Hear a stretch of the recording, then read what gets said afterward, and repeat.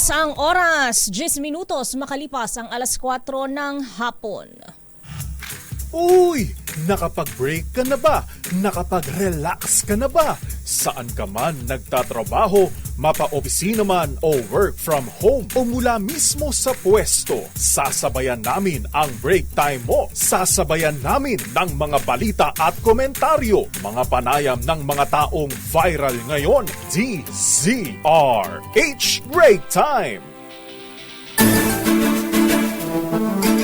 Thank God it's Friday at kayo nakatutok pa rin sa himpilang DZRH. At kayo nakatutok sa ating palatuntunang break time. Makakasama niyo po ngayong Biyernes, Swell Day, 14 ng Marso. Ako po si Thea Pecho Corpus at handa pong umalalay at umagapay sa akin ngayong hapong ito. Raise your hand and turn on your mic. Present! Niyo pong lingkod mga kaibigan, si Ray Sibayan. Ang alam po nila kay Mayor de Macalma para po sa DZRH. Una sa Pilipinas, una sa Pilipino. Sunod-sunod na rin na natin ang ulo ng ating mga nagbabagang balita ngayong araw na ito. Dating Pangulong Rodrigo Duterte haharap na sa unang pagkakataon sa International Criminal Court. NCRPO magtataas daw po ng alerto para bantayan ang seguridad sa Metro Manila. Pangulong Bongbong Marcos walang balak mag-loyalty check sa mga pulis at militar ayon sa Malacanang. Senador Ronald Bato de la Rosa pinayuhang huwag sumurender ni Attorney Panelo. Kasong direct assault laban kay Honilet Avancenia hindi na itutuloy ng Philippine National Police. Ito ang good news. Panibagong oil price rollback asahan daw po sa susunod na linggo sa ikatlong pagkakataon. Wala na bang isasagad pa? Meralco inutusan ng ERC na i-refund sa customers ang 19.9 billion pesos na over collection. Wow!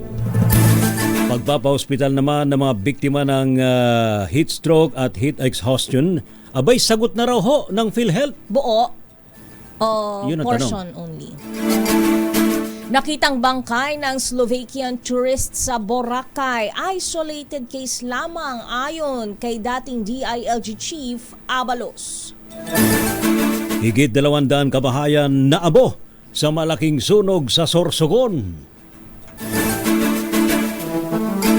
At para sa detalye ng ating mga balita, haharap na si dating Pangulong Rodrigo Roa Duterte sa unang pagdinig ng Pre-Trial Chamber 1 ng ICC ngayong araw ng Biyernes, Marso 14. Ito ay kaugnay ng kasong Crimes Against Humanity na isinampa laban sa kanya dahil sa madugong kampanya kontra droga. Ayon sa pahayag ng ICC noong Huwebes ng gabi, isasagawa ang initial appearance ng dating Pangulo ngayong araw ganap na alas 2 ng hapon oras ng The Hague, Netherlands habang alas 9 naman ng gabi dito sa Pilipinas. Sa edad na 79, haharap si Duterte sa mga hukom upang ipaalam sa kanya ang mga kasong isinampa laban dito, gayon din ang kanyang mga karapatan bilang isang akusado.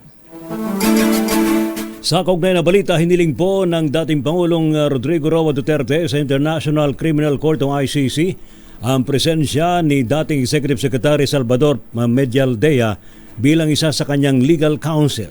Ito po sa pamagitan ng isang disulat kamay na power of attorney document sa ilimpo sa kahilingan po ni dating Pangulong Duterte na si Medialdea ang aalalay at sasama sa kanya sa unang pagkakataon sa pagharap sa pagdinig ng ito po yung Pre-Trial Chamber 1 ng International Criminal Court.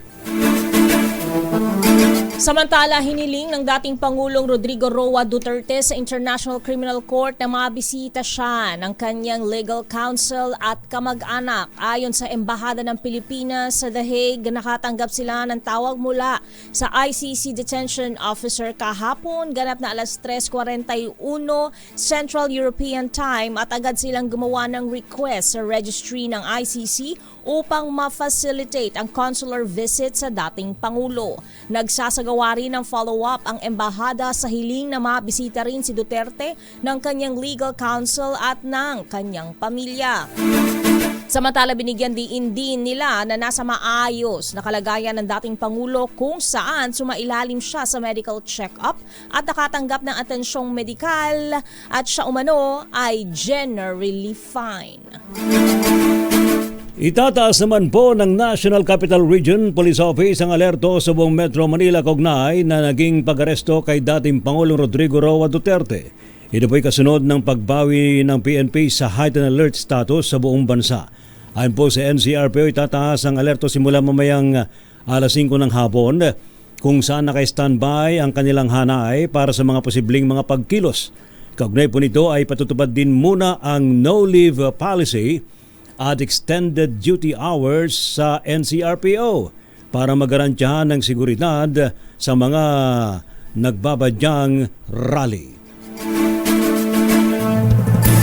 Samantala, tiniyak ng National Capital Region Police Office na may nakatalagang contingency plan para sa anumang hindi pangkaraniwan o unusual na security situation. Ayon sa NCRPO, na itatag na nila ang mahigpit na mga hakbang sa seguridad sa pakikipag-ugnayan sa iba pang mga ahensya para siguruhin ang isang mapayapa at ligtas na kalakhang Maynila. Pero idiniin nitong wala silang nakikitang banta kasunod ng babala ng isang vlogger na may mangyayaring emergency matapos maaresto si dating Pangulong Rodrigo Duterte, kaya dapat umanong maghanda ang mga taga-NCR. Samantala, bineberipika pa ng NCRPO ang kumakalat na posts sa social media tungkol sa malawakang prayer rally ng mga taga-suporta ni Duterte bukas. Pero ayon kay NCRPO Chief Brigadier General Anthony Aberin, totoo man o hindi ay nakahanda ang kanilang puwersa para siguruhin ang mapayapang pagsasagawa ng aktibidad. Hindi na raw po kailangan naman na magsagawa ng loyalty check sa mga pulis at mga sundalo kasunod ng pag-aresto kay dating Pangulong Rodrigo Duterte. Ayon po kay Palace Press Officer Undersecretary Attorney Claire Castro, kampante daw po si Pangulong Ferdinand Marcos Jr. na naayon sa batas ang ginawa ng administrasyon sa proseso ng pag-aresto ng International Criminal Court kay dating Pangulong Digong. Loyalty check? Wala po. Dahil kampante po ang Pangulo na ang ginawa po naman ng administrasyon ay naaayon sa batas. Samantala, una pong pinasinungalingan ng Armed Forces of the Philippines at Philippine National Police ang mga report na manoy pagre-resign ng ilang mga pulis at mga sundalo para suportahan ang dating Pangulo. Naniniwala si House Deputy Majority Leader Janet Garin na posibleng sinasadya ni dating Executive Secretary Salvador Medialdea na udyukan ang taong bayan para magalit kaugnay ng pananatili sa The Hague, Netherlands ni dating Pangulong Rodrigo Duterte. Ginawa ni Garin ang pahayag kasunod ng napaulat kahapon na hindi umano makita ang dating Pangulo sa kanyang selda matapos ma-turn over sa International Criminal Court. Gayun din ang report na bukod sa mahinang-mahina umano ang katawan, hindi binibigyan ng pagkain si dating Pangulong Duterte at kailangan ng isugod sa ospital. Ipinagtataka ni Garin ang naturang impormasyon dahil minsan na niyang nakatrabaho ang Dutch government at very considerate anya na institusyon ng ICC pagdating sa usapin ng kalusugan. Para kay Garin, maaaring ang intensyon ni Medialdea ay tumaas ang emosyon ng mga tao o baka naman naguguluhan lamang siya at hindi makapag-isip ng maayos. Umaapela naman si Garin na ipagdasal na lang ang kalusugan ng dating Pangulo sa haharapin nitong mahabang pagliliti sa ICC sa halip na magpakalat ng fake news. Samantala naman, iginit po ni PNP CIDG Chief Police Major General Nicolas Torre III na naayon sa batas ang ginawang pag-aresto kay dating Pangulong Rodrigo Roa Duterte. Sa panayam po ng DZRH, kinuwestiyon ni Torre ang mga pahayag umano ng mga taga-suporta ng dating Pangulo. Bigla umanong ini-impose ang probisyon sa Rome Statute, gayong sila rin umano ang nagsasabing walang kapangyarihan ang International Criminal Court sa Pilipinas. Ayon po sa Article 59 ng Rome Statute, kailangang iharap sa isang korte ang akusado para malaman kung ito talaga ang tinutukoy sa warrant of arrest. Bagamat hindi ito ang ginaya kay Duterte, sinabi ni Torre na kasama nila sa kanilang operasyon ang Prosecutor General ng Department of Justice na may tuturing na competent judicial authority. Kaya nga dala namin ang DOJ because that being the competent judicial authority was exercised by the DOJ and ng ating Prosecutor General mismo para tingnan ang legality ng arrest. Kasi ang pagdidetermina ng legality ng arrest ay routine na ginagawa ng ating Department of Justice, especially during the time in times for Filipinos who were arrested without a warrant. Bago yung isang paang kaso sa korte, ang ginagawa ng DOJ is to determine whether the arrest made was legal. Yan po ang tinig mga kaibigan ng PNP CIDG Chief Police Major General Nicolas Torre. Happy birthday, the third. Samantala, kinumpirma ng pambansang pulisya na hindi na itutuloy ang bantang kaso laban sa common law wife ni dating Pangulong Rodrigo Duterte na si Honilet Avencena. Ayon kay PNP spokesperson Police Brigadier General Jean Fajardo, wala nang balak magharap ng reklamong direct assault ang babaeng tauhan ng Special Action Force na pinukpok sa ulo ng ginang noong nakasagsagan ng pag-aresto kay dating Pangulong Duterte. Narito ang tinig ni Fajardo. Personal decision po ng polis na wag na po magsampa ng kaso at ang reason niya ay kasama yon sa hazard po ng kanyang trabaho kaya okay lang at magpapagaling lang daw siya at back to work na daw po siya. Na-ospital ang naturang SAF personnel makaraang magtamo ng malaking bukol sa ulo pero nakalabas na ito ng pagamutan. Ayon pa kay Fajardo, sagot ng PNP ang gamot ng tauhang bibigyan ng kaukulang commendation. Una nang inilabas ng PNP ang isang video kung saan makikitang bahagi ang SAF personnel sa pagbabantay sa kasagsagan ng pagsisilbi ng ICC arrest warrant ng hampasin ng cellphone ni Avencena. Pinapanood ko yung video, ako napaparay. Medyo may kalakasan eh. Pumutok yung noo di ba? Pero sabi nila kapag daw ganyan, mas mainam daw na puputok kaysa yung yung nasa parang loob swelling, daw siya ng parang skin. swelling lang. Oo, sabi. Oo. Hindi ko sure. Hindi ako doktor. Pero very good din naman na mahaba ang pasensya. Yan yung tinatawag nating maximum tolerance. Yun. Siguro doon i-comment naman yung ating staff kasi talagang binigay niya yung kanyang maximum tolerance sa pangyayari. Alam mo, dyan mo naman nasaktan hinahangaan siya. yung pag-command ni General Torre. Di ba? Talagang Oo, talagang yung PC talaga super haba. dapat mahaba ang PC. Wag kang mananakit ng sibilyan. Diyan natin nahangaan natin mga pulis. Ayan. Samantala, umaasa naman sina House Assistant Majority Leader Zambales 1st District Congressman J. Kong Hoon at House Assistant Majority Leader Manila Congressman Ernix Dionisio Jr. na mapagtitibay daw po ang panukalang magre-regulate sa social media sa 20th Congress. Sinabi ni Congressman Kong Hoon na nagpapatuloy daw po ang mga pagdinig sa Kongreso na nakatuon sa paglaban sa fake news. Kabilang po ang pagpapataw ng parusa sa mga nagpapakalat ng fake news. Binigyan din naman ni Dionisio ang pangailangan magpatibay ng panukala laban sa fake news dahil naman sa nagbabala siya na mapanganib sa bansa ang mga kumakalat na mga disinformation. Tulad ngayon. Ang dami ngayon, di ba? Oo. Di ba? Akala ko meron pang Di ba pinuputaktika ng mga lumalabas sa social media, ang dami-dami mga akala mo, totoong balita, yung pala, fake news. Oo nga, alam mo, nagtataka lang ako kasi maraming mga misinformation and disinformation. Ako nalulungkot kapag may nakikita ako sa aking social media friends, ayan, na parang hindi naman chine-check, hindi nagve-verify. Share lang ng share. Oo, ayoko sa lahat yung hindi nagve-verify. Kasi, di ba? Mayroon pang may kasama pang comment yan. Oo, magsiside comments ka for because of an unverified information. So, nakakalala lang siya ng sitwasyon. Imbis na maapula ang apoy, lalo siyang nagniningas. Parang nagpapaypay ng baga. Saka pairali naman natin ng common sense. Yun ang hindi Unless hindi talaga common sa tao hindi common. ang common sense. Matagal-tagal na siyang hindi common. It's like It's like a very taboo and a rare na... Misteryo siya, no? Misteryo. Para sa misteryo na unti-unting naglalaho at nawawala. Mahirap na ang hanapin. Bukas ng gabi ng misteryo, 10 to 11 p.m. O yan, magsasegue pa agad sa plugging. Pilipinas, ilan po muna ang paalala ngayong mainit na hapon ng Biyernes. Alas 4:25 na po.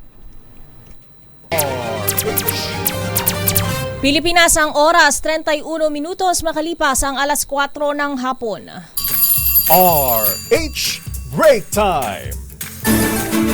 Standby sa ating mga reports. Detalye muna, hindi dapat gawing hideout ng kriminal ang Senado. Ito ang sinabi ni Gabriela Women's Party List Representative Arlene Brosas kaugnay na pahayag ni Senator Bato de la Rosa na dudulog siya sa Senado para sa proteksyon laban sa pag-aresto ng International Criminal Court. Ayon kay Brosas, dapat tanggihan ito ng Senado upang mapanatili ang kanilang integridad. Malaking manong kahihiyan kung ang isang institusyong dapat nagtataguyod ng hustisya ay gagamitin bilang taguan ng mga umiiwas sa accountability. Bukod dito, iginit naman ng Kabataan Party List na maaari lamang bigyan ng proteksyon ng isang senador kung sila ay nakasesyon alinsunod sa Article 6, Section 11 ng Konstitusyon. Matatandaang naka-recess ang Senado ngayon at iginiit nilang sa Hunyo pa sila magbabalik sesyon. Samantala, pinayuhan naman ni dating Presidential Legal Counsel Salvador Panelo ang kalyadong si Senador Bato de la Rosa na huwag sumuko sa International Criminal Court. Ito po'y sa harap ng posibilidad na hantingin din ng ICC si Bato dahil naman sa parehong atraso ng pagpapatupad ng drug war tulad po ng ginawang pag-aresto kay dating Pangulong Rodrigo Duterte. Sa isang forum sa lungsod ng San Juan, nanindigan si Attorney Panelo na walang jurisdiksyon ng ICC dahil naman sa kumalas na ang Pilipinas sa Rome Statute. Una pong sinabi ni De La Rosa na handa siyang sumurrender sa ICC pero hihingi muna siya ng proteksyon sa Senado. Lahat ng ginawa ng ICC ay illegal. At ang ginawa ng gobyerno na hindi lamang tinulungan, ginawa niya yung dapat gawin ng ICC ay lalong naging illegal. At pagkanulo sa isang mamamayan ng ating bansa. Yan po si Attorney Salvador Panelo. Bulahin mo, lelang mo. Ha? Sino? Di ba pagkabata yan yung sinasabi? Bulahin mo, lelang mo. Lelong. Merong pang ano yan, ikarugsong. Ano pa? Panot. Di ba may gano'n nakalagay? Pero walang ganon. Ang sinabi lang, ito yon, bulahin mo, lelang mo ang sagot ni former Chief Presidential Legal Counsel Attorney Salvador Panelo sa pahayag ni Senator Amy Marcos na hindi siya dadalo sa mga sortie ng administrasyon o ng administration slate dahil sa pag-aresto kay dating Pangulong Rodrigo Duterte. Napakanta pa ng Balat Kayo Pala ang buhay sa mundo. Siyempre kakantayin din natin yung kinanta yun. Kahit hindi totoo. Ang abogado na sinabi ng presidential sister na nasaktan siya sa ginawa sa dating Pangulo. Narito ang bahagi ng pahayag at pagkanta ni Panelo. Po, nasa sinabi ni Senator Amy Marcos na hindi siya dadalo sa Alyansa Rally kasi hindi niya matanggap yung nangyari po kay PRRD. Balat kayo pala, buhay sa mundo. Yan ang sagot ko sa kanya. Bulahin mo, lelang mo. Ayun. Una rito, sinabi ni Senator Amy na gulo lang ang idudulot ng pag-aresto ng International Criminal Court sa dating Pangulo. What's balat kayo? Pala. Balat kayo meaning may nakamaskara ka. Nagbabalat kayo ka lang. Pretentious? Pwede, nagkukunwari ka. Ayun, nagkukunwari. Okay. Medyo may kalalim. Parang idiomatic expression niya ng balat kayo. Sa mas palasak na kataga. Ay. Plastic! Oh! Okay. Ito na. Report na ba tayo? Isa ka pa, tapos report na. Isa pa. Samantala, kinumpirma ho ng Malacanang na Office of the President ang sumagot sa private jet na nagatid kay dating Pangulong Duterte sa bansang the Netherlands. Sa press briefing, sinabi ni Palace Press Officer at Presidential Communications Office Undersecretary Claire Castro na kabilang ito sa assistance na ibinigay sa Interpol. Paliwanag po ni Yusek Castro, hindi magiging kumpleto ang pagtugon ng bansa sa commitment sa Interpol kung hindi nakapagbigay ng sasakyan para sa dating Pangulo. Sinabi naman ni Yusek Castro na may kaugnayan ng private jet sa pribadong kumpanya, ngunit hindi naman sinabi kung magkano ang ibinayad. Ito po ay may kaugnayan sa assistance po na ibinigay natin sa Interpol. So sabi nga natin, kapag hiningi po ang assistance, siyempre po dapat kumpleto po. Dahil kung wala naman po na ipoprovide na sasakyan para madala po ang dating Pangulo sa ICC, parang hindi rin po naging kumpleto ang pagtugon natin sa ating commitment to the Interpol. Yan po si Yusek Attorney Claire Castro. Standby sa ating mga reports, Raymond Dadpaas, Milky Rigonan, Ediel Parosa at Josa Cruzat. Unahin natin, publiko dapat daw konsultahin sa pagbabalik ng Pilipinas sa ICC. So dati nag-withdraw kasi tayo. So ngayon dapat bumalik na ulit. 2019 tayo nag-withdraw. Okay, sige. I-detalye mo ang balitang yan. RH14, Leth Narciso. Miss Leth.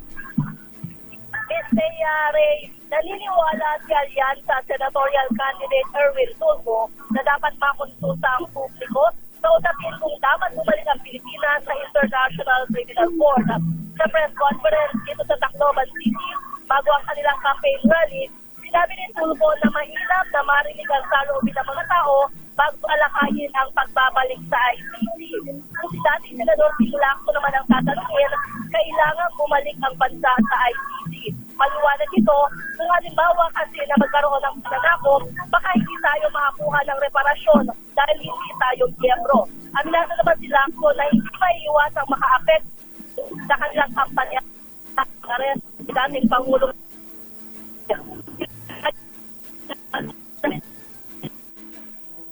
Ako na puputol-putol si Miss Leth. Nasaan ka na ngayon na Miss Leth? Miss Leth pa pihit ng very light. Ayan, medyo nasa malayong lugar si Miss Leth ngayon. Ayan, medyo bumabalik pero putol pa po. Tumatakbo. Naku. Naku, tuloy. Isa pa, Miss Leth. Go ahead. Wala na. Hindi audible, Miss Leth. Pasensya na. Pero balikan ka namin, namin. Gusto naming marinig ang detalye ng balita mo. Yes, Miss Leth. Babalikan ka namin, Miss Leth. Promise yan. Samantala, sa ating pa rin pong mga report, DPWH kinastigo sa kabagalan sa pag-imbestiga sa bumagsak na tulay sa Isabela. Ayon po yan kay Senador Alan Peter Cayetano. Ating alamin sa report ni RH28, Lakay Raymond at Paz. Lakay Raymond. Ray, Mistaya, dismayado si Senador Alan Peter Cayetano ng Senate Blue Ribbon Committee sa kawalan ng interes ng Department of Public Works and Highways o DPWH sa pag-iimbestiga sa nangyaring pagbagsak ng Kabagan Santa Maria Bridge sa Isabela noong February 27. Ayon kay Cayetano, 2 linggo nang nakalipas, ngunit hanggang ngayon ay wala pang report ng DPWH. Hindi rin nagustuhan ng senador ang hindi pagdalo sa hearing kanina ni Secretary Manuel Bonoan. Animoy baliwala lang sa kalihimang nangyari. Sabi ni Cayetano, ang masaklap ay nagpadala na ng memo for the President si Secretary Bonoan at sinabing design ng tulay ang problema. Ngunit lumalabas na teorya lang para ito ng mga nag-iimbestiga na tawa ng DPWH. Sa naunang pagbisita ni Pangulong Bongbong Marcos sa Isabela ay siya ang nagsabi na design ang problema kaya bumagsak ang tulay din. Ito ang report ni Secretary Bonoan. Sa pagdinig kanina ng Senate Blue Ribbon Committee, inamin ni Yusek Eugenio Pipo Jr. na wala pang nasususpindi ng mga tawa ng DPWH na may kinalaman sa construction ng bumagsak na tulay sa Isabela. Narito si Senador Alan Peter Cayetano. Foremost, I'm very disappointed in how the DPWH is taking this. Parang hindi wholehearted. I-excuse ko na wala si Secretary dito, pero 2 weeks na, wala ka mang point person kung sino nag-iimbestiga, wala pa yung committee. And I don't think it's good practice. Binanggit ko na ito kay Secretary nung budget hearing na hindi good practice na mag-MFP ka, memo for the President, nang hindi pulido at wala pang conclusion, di ba? So lumabas na sa media na it's a design flaw. Yung pala, mismong mga in charge na nag-iimbestiga, theory pa lang daw to, hindi pa to sigurado, no? And then makikita mo, walang na preventive suspension. Ang ang bahagi ng pahayag ni Senador Alan Peter Cayetano. Ito si RH1 kay Raymond Advas para sa DZRH, una sa Pilipinas, una sa Pilipino. Maraming salamat la kay Raymond. Samantala, pagsaklolo ni Senator Bato sa Senado, desperadong hakbang para matakasan ang ICC. Pagpapasaklolo. Ano naman, kaya mo Bato? Para magpapakanlong siya. Kanlong. Ayun, Oo. Para maproteksyonan. Okay. Sige nga, i-detail mo ang balitang yan, RH12. Milky Riganan, Manang Milky. Teatri, desperadong hakbang para matakasan ang kanyang pananagutan. Jackson Tony House Deputy Minority Leader Franz Castro sa plano ni Senator Ronald Bato de la Rosa na sumaklolo sa Senado sakaling ilabas na ang warrant of arrest ng International Criminal Court. Ang kay Castro, ang plano ni Senator Bato ay na magtago sa parliamentary immunity ay insultoan niya hindi lamang sa ating justice system kundi sa libu-libong pamilyang biktima ang kanilang kaanak ng extrajudicial killings o EJK. Umaapela si Castro sa liderato ng Senado na huwag pagbigyan ang request ni Senator Bato. Salitaan niya, maging ehemplo ang Senado sa pagsunod ng bawat miyembro nito na no one is above the law. Ako si Neil Greguna nagulat para sa DZRH, una sa Pilipinas, una sa Pilipino. Thank you. Salamat, Milky. Samantala naman, meron tayong flash. Flash Report. Flash Report! May sunog ho! Ano ba naman yan? No? Araw-araw. Sunod-sunod ang mga sunog ngayong Marso. Ano ha? Talaga. May sunog daw po sa may Baseco compound sa Maynila. Ating alamin sa report ni RH27 Noche Kakas. Noche. Nakataas na sa second alarm itong sunog na sumiklab, particular na dito sa may Baseco compound sa port area, lungsod ng Maynila. Sa ngayon ay patuloy ang pagdating ng mga fire truck, particular na itong mga fire volunteer para maapula agad itong naturang sunog na isang residential area. Abangan na follow-up report, RH27 na Tikakas DZRH, una sa Pilipinas, una sa Pilipino. Flash Report. Flash Report! Iba yung pag-iingat para sa ating mga kababayan kapag Fire Prevention Month, sunod-sunod kung hindi kung isa, na dalawa. Fire Prevention Month, saka sunod-sunod yung mga sunog. Ano ba? Pero inalis na ang heightened alert ng PNP. Ibabalik. Nako, yung inalis na, ibabalik. Yung heightened alert kasi dati, buong bansa. Okay. No, so nung inalis, yung ibabalik sa Metro Manila. Yun ang alam ko. Yun nga, sa report ito nga, ng NCRPO. ibabalik sa Metro Manila ngayong hapon. I-detail mo ang balitang yan, RH52, Enyel Parrosa, Enyel. Metro Manila lang? Ganap na alas 5. Ngayong hapon. Ilang minuto na lang ito. Iiral muli itong heightened alert sa Metro Manila. Isang araw matapos sabihin ng Kampo Krami na ibinaba itong alerto sa buong bansa kaugnay ng pag-aresto kay dating Pangulong Rodrigo Duterte. Sa panayam ng reporters sa PNP headquarters, sinabi ni NCRPO Director Police Brigadier General Anthony Abirin na para ito pagandaan ng mga ugong na karavan di umano ng pro-Duterte supporters bukas, Marso 15. Iniimbestigahan na raw ng NCRPO ang kumakalat na pagikayat na hindi pa batid kung saan partikular na grupo nagmula. Sa kabila niyan, pag-abiso na rin ng heightened alert si Abirin para hindi makapagbakasyon ng kanilang mga tauhan ngayong weekend upang handang mai-deploy sakaling kailanganin. Sa ambush interview naman kanina sa lungsod ng San Juan, kinumpirma ni former Chief Presidential Legal Counsel Sal Panelo na may kasadungang programa sa liwasang Bonifacio sa lungsod ng Maynila.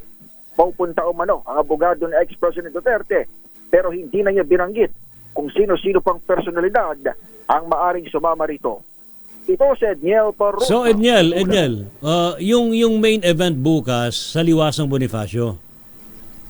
Yan ay again allegedly yun sinasabi. Galing doon sa mga abiso na lumalabas. Although may mga lumalabas na maaring sa People Power Monument ba 'yon? So ba talaga? Hindi, ang tawag kasi dyan caravan, so magko-converge daw mula sa iba't ibang grupo lugar. at magkakaroon ng main event doon sa Maynila. Sa liwasan. Saan ang tagpuan? Sa liwasan. Sa liwasan. Yun ang binabanggit. Kumbaga may meeting place tapos merong kusansan na yung pinaka... Pero bine-verify pa to ng NCRPO eh. Oh, di ba? actually, ayaw ng patulan siguro ng mga dahil wala namang mukha eh. Walang grupo nagpapakilala rito, pero just the same, ang sabi ng NCRPO at ng Philippine National Police nga ay hindi na natin pag-weekendin muna yung ating mga police at mag-heightened alert na muna tayo syempre for preemptive na rin security measure. So yung sa heightened alert na yan, anong makikita? Meron tayong mga checkpoint ba na ikakalat? May mga police mas maltinding police visibility? May patrol? Usually ang meaning ng heightened alert ay tama kayo, border control, tapos ready, naka-standby na na CDM o yung Civil Disturbance Management natin, ibig sabihin yung mga anti-riot police kung tawagin noong araw. Ready ang mga yan. Not necessarily makita mo sa mga kalsada, pero ready at pwedeng i-deploy anytime. Pero sandali, kung ano yan, kung pagtitipon yan, abay di ba dapat may permit yan? Meron. Kasi kung wala, illegal yon, illegal assembly. Dapat. Pero kasi yung Liwasang Bonifacio, di ba, parang Freedom Park siya? Pero kailangan pa rin ng permit from LGU kasi makakaisturbo ka ng traffic. Oh. O, diba? Kasi the mere fact ng ating NCRPO ay o PNP, kahit sa Campo Crame, in General Headquarters, the mere fact na sila mismo ay hindi alam itong o hindi confirmed kung ano yung verified group sa likod nito, ay talagang dapat abangan talaga ng ating kapulisan. Pero kanina, again, kausap natin si Attorney Panelo, kilalang kaalyado ng mga Duterte at sinabi niya na yes, meron nga raw na pagtitipon sa Liwasang Bonifacio. Ayusin nila yung coordination, mga coordination saka permit para sakasakali meron. Hahayaan silang makapagsalita sa iba't ibang mga lugar. Magkakaalaman yan kapag natuloy. Pero ayaw naman natin na maging daan pang discourage para kumbaga magkaroon ng pagkayat. Pero siyempre, dapat alam din nila kung anong dapat na gawin.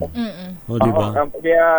Kaya ngayon, ito ginagawa natin na at least tayo NCRPO ay kinumpirman na ito na lang, 13 minutes from now ay magtataas sila ng heightened alert ulit. Matapos sigaba ng General Headquarters ng PNP itong nakataas sa alerto. Walang sa inyo, Lakay Ray at Miss Thea. Thank you, Edniel Parrosa. Pero okay din yung mga naka-heightened alert na ganyan kasi at least feeling secured tayo mga mamamayan. Ang trabaho naman talaga ng mga pulis natin, ma-secure tayo sa ating normal na pamumuhay. Correct. Paano kung ayaw mo naman sumali? Diba? Sa mga rally-rally, diba? But I want to know kung meron mga pocketed events Pero ingat po tayo sa mga fake news, ha? Bakit? Naku, ang dami nyo sa mga social media. Galit na galit ka na naman talaga sa fake news. Papalimutan ka ng mga fake. Sino ba naman ang hindi ma-unsya sa di ba? Makikita mo sa feed mo, puro fake. Oo. Pag hindi galing sa DZRH... Iniisip ko tuloy mukha ko, baka fake na rin mukha ko sa... AI pala tayo. Hindi mo sure.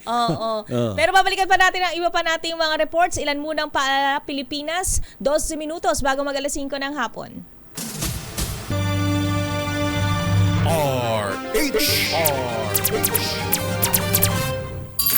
RH Break Time. Pilipinas, alas 4:54 na ng hapon at iniimbestigahan na ng NCRPO ang pagkakakilanlan ng isang individual na nag-upload ng video sa social media kung saan nagbabala ito na magkakaroon ng emergency kasunod ng naging pag-aresto kay dating Pangulong Digong. Ayon sa NCRPO, walang credible information na namomonitor ang kanilang intelligence unit na mayroong banta sa Metro Manila. Wala rin umanong impormasyon na may security threat na dapat ika-alarma ang publiko. Abiso naman ito sa publiko, agad na i-report sa pinakamalapit na police station kung may mapansin silang kahina-hinalang aksyon o pangyayari. Samantala naman, humataw po sa ikalawang pre-election survey para po sa senatorial candidates ng MBC DZRH, sina Senador Christopher Bongo, AXIS Party List Congressman Erwin Tulfo at dating Senador Panfilo Ping Lacson. Kumpara sa unang wave ng survey, malaki ang itinaas ni Go mula sa ika-14 na pwesto na ngayon ay nakuha ang top spot. Bagya namang nabawasan ng porsyentong nakuha ni Congressman Erwin Tulfo dahilan para pumangalawa ito mula sa dating unang pwesto. Nakuha naman ni dating Senador Ping Lacson ng third spot na dating nasa ika-4 na pwesto. Bumang-apat po sa survey si dating Senate President Tito Soto. na dating nasa second spot, ikalima si Ben Tulfo na dating nasa ikatlong pwesto, habang nasa ika-anim naman si Senador Bato de la Rosa na malayo ang inilundag mula sa ika-12 pwesto.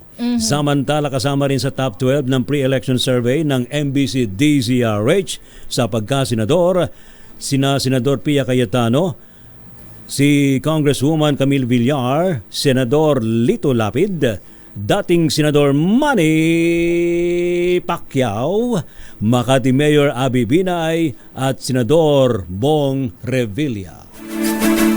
Samantala, pinag-iingat ni Senator Bongo bilang chairman ng Senate Committee on Health ang publiko mula sa mga sakit na dulot ng nararanasang matinding init. Hinimok niya rin ang mga mamamayang magpatingin agad sa doktor kapag may nararamdaman. Hindi na rin sila dapat mag-alala sa gagastusin dahil saklaw na ng mga benefits sa ilalim ng PhilHealth ang mga biktima ng heat stroke at heat exhaustion. Kinumpirma ito ng PhilHealth spokesperson Dr. Israel Francis Pargas at iginiit na ang mga miyembro na sasailalim sa emergency treatment para sa mga karamdaman na may kaugnayan sa sobrang init ng panahon ay may benepisyo kahit hindi sila ma-ospital. Sa kabilang dako ay umapela naman si Senator Sherwin Gatchalian sa Department of Energy at ERC na dapat tiyakin nila may sapat na supply ng kuryente sa panahon ng tag-init. Dapat ay may regular na maintenance sa mga planta ng kuryente upang maiwasan ng brownout. Hinimok ni Gatchalian ng DOE na palakasin ang kanilang education campaign upang maturuan ang ating mga kababayan na magtipid ng kuryente. Samantala naman, pinare-refund po ng ERC sa Meralco ang 19.9 billion pesos para naman sa kanilang mga customer. Ayon po sa ERC, ang nabanggit na lagay kumakatawan sa overcollection ng kumpanya mula July 2022 hanggang December 2024. Dahil po sa desisyon, ginawaran ng ERC ang Meralco ng Provisional Authority para ipatupad ang kanilang iniharap na refund scheme. Sa ilalim po ng proposal, target ng kumpanya na makumpleto ang refund sa loob ng 36 na buwan o 3 taon. Good news naman sa lahat ng mga motorista dahil sa ikatlong sunod na linggo ay nakaamba ang rollback sa presyo ng mga produktong petrolyo. Ayon kay Department of Energy Oil Industry Management Bureau Assistant Director Rodela Romero, 20 centavos hanggang 60 centavos ang posibleng tapyas sa kada litro ng diesel, habang posibleng maglaro sa 10 sentimos hanggang 40 sentimos ang bawas sa gasolina at 30 sentimos hanggang 60 sentimo sa kada litro ng kerosene. Ayon kay Romero, bunga ito ng mahinang demand dahil sa posibleng pagbagsak ng ekonomiya sa Amerika at iba pang bansa at pangamba ng oversupply. Samantala naman, ipinatupad po ng Philippine National Police ang suspension order laban sa Mayor at Vice Mayor ng Urdaneta, Pangasinan kaninang umaga. Kinumpirma sa DZRH News ni Police Lieutenant Colonel Benigno Sumawang, Chief Public Information Officer ng Police Regional Office 1, na ipinadala na ang kanilang mga tauhan sa bakuran ng LGU kaninang umaga. Kasama mo sa implementasyon ang Regional Director ng DILG at ng PRO 1. Samantala, idineklara naman ay isang malaking samahan ng mga tsuper at operator ng jeepney sa bansa ang pagsuporta sa muling pagkandidato naman ni dating Mayor si dating Mayor Francisco Isko Moreno Dumagoso bilang Mayor ng Maynila. Bukod po kay Yorme Isko, inendorso din ng Federation of Jeepney Operators and Drivers Association o FEDJADAP ang kandidatura ng kanyang running mate na si Chi Atienza. Sinabi ni FEDJADAP President Rodelio Soto na kanilang tiniyak ang pagsuporta dahil naman sa malakas na liderato ni pinakita ni Mayor Isko nung una siyang nagsilbi bilang mayor ng Maynila. Sa katunayan po'y naramdaman ng mga taga-Maynila ang kalingat malasakit ng city government sa buong panahon ng panunungkulan ni Yorme Isko. Sa iba pang balita, tiniyak ni dating Department of Interior and Local Government Secretary Benher Abalos na ang natuklasang bangkay ng Slovakian tourist sa Boracay ay isolated case lamang. Nakipag-usap umano si Abalos kay PNP Regional Director Jack Wangki at kinumpirmang unang beses pa lang ito nangyari sa isang turista sa isla. Binigyan din ni Abalos na nananatiling ligtas ang Boracay sa mga manlalakbay. Matatanda ang natagpuan ang katawan ni Micaela Mikova, 23 anyos, abandonadong kapilya sa barangay Balabag, Boracay Island, bandang alas 2 ng hapon noong Marso 12, 2 araw matapos mapaulat na ito ay nawawala. Nasunog ang may 206 na po mga bahay. Abay, ang dami naman. Sa Barangay Banuyo, Pilar, Sorsogon, pasado alas 12 ho ng tanghali nitong Huwebes. Ayon po sa Facebook post ng DZRH Naga, mabilis daw hong kumalat ang sunog dahil naman sa gawa daw ho sa light materials ang mga kabahayan at magkakatabi lamang ang mga ito sa naturang lugar. Umabot po ng 2 oras. Grabe naman. Bago na tuluyang napula ng mga responding bumbero ang malaking sunog. Abong-abo naman. Ano ba yan? Ingat po tayo. At para bago tayo dumako sa ating balitang showbiz, batiin ko lang na happy birthday si Kuya Bran ng General Trias Eagles Club. And happy watching to Nilo, Lina, Z, Mavi, and Cinco Ante. Yan. Nanay Carmen, magandang hapon sa iyo. At eto na nga, Coronation Night. Hindi pa nga kami nag-audition, may Coronation Night na. Nakalimutan niyo si Miss Thea. Ano ba yan? Oo, Coronation Night ng Miss Universe Philippines, kasado na sa May 2. I-detay mo ang showbiz news na yan, Josa ng Showbiz, Josa Cruzat. Miss Thea at Lakay Ray, kasado na nga sa May 2 ang Coronation Night ng Miss Universe Philippines. Sa anunsyo ng National Pageant Organization sa kanilang social media platforms, gaganapin ang Coronation Night sa SM Mall of Asia Arena. Pero sa ngayon, wala pang anunsyo ang MUPH patungkol sa iba pang detalye, gaya ng tickets at celebrity guests. Magugunit ang 69 na mga kandidata ang maglalaban-laban para magwagi bilang susunod na Miss Universe Philippines na siyang magrepresenta sa bansa sa ika-74th Miss Universe Pageant na gaganapin sa November sa Thailand. Kabilang sa mga inaabangan ng taong bayan ang bakbakan ng mga batikang beauty queens na sina Atiza Manalo, Winwin Marquez, Iliana Aduana, Katrina Riegado, Chelsea Fernandez, Stella Falconer, Karen Nicole Piscio at Senel Olive Thomas. Si Miss Universe Asia Chelsea Manalo ang reigning Miss Universe Philippines at siyang magpapasa ng corona sa gabi ng May 2. Para sa Break Time Showbiz, ito si Josa Cruzat na nag-uulat para sa DZRH, una sa Pilipinas, una sa Pilipino. Better luck next time na lang daw kami. Good luck. Uy, magaganda yung mga natin, mga beauty queen natin. May mga ano ba yun? Mga veterano sa na kontesera, yung tawag mo sa ganyan. Congratulations. And actually, bagay ka naman, di ba? Overage, bawal na. Tsaka overage overweight. ba yun? Hindi naman. Bawal. Ang ganda ng height mo. Oo. Hindi ko siya kinariryang ganyan. Talaga. Nasa ano talaga yan eh. Nasa gusto mo yan eh. Kung gusto mo, okay. Kung ano ang nasa puso mo. Pero hindi eh. Mas gusto na bibig ko eh. Buti wala nagtulak sa'yo. Nadapa. Susunod na balansyadong paghatid sa atin ng balita ng balansyado. Ngayon po, nakalipas na. Back. I see you again on Monday. Yes. Thank God it's Friday. Enjoy your weekend. Enjoy. Nakasama niyo po sa isa na namang edisyon ng Break Time. Ako po si Thea Petro Carpuz. Ito po si Ray Sibayan. Sa kalabarin po nila kay Mayor Deo Macalma para po sa DZRH. Una sa Pilipinas. Una sa Pilipino. Pilipinas ang oras. 4 minuto makalipas ang alas 5 ng hapon. This time check.